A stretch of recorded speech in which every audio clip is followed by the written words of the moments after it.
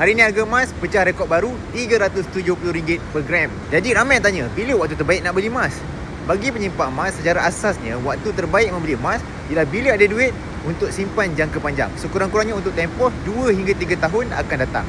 Bila ada je duit lebihan nak simpan jangka panjang, terus tukarkan kepada bentuk emas. Tak perlu nak tunggu harga rendah. Ini sebabnya. Pertama, jumlah setiap belian selalunya tak besar tetapi konsisten.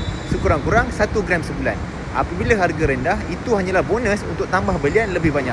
Kedua, apabila konsisten beli, kita dah dapat apa yang dipanggil kos purata. Kalau 3 kali belian RM170, RM180, RM190 segram, maka kos purata keseluruhan pembelian ialah RM180 1 gram. Ketiga, ditambah lagi pergerakan harga emas biasanya tak banyak. Mungkin sekitar 3% sahaja sebulan. Jadi, kalau kerana hendak jimat 3% tapi duit simpanan dah bocor sehingga 50% dibelanjakan dalam tempoh menunggu harga rendah, itu satu kerugian yang besar. Apa yang dikejar tak dapat, yang dikendong pula berkeciciran. Akhir sekali, penyimpan emas simpan emas untuk jangka panjang, bukan untuk dijual dalam masa terdekat. Ia adalah simpanan paksa dan lukur. Nak mula menabung emas dengan ilmu? Hubungi saya sekarang.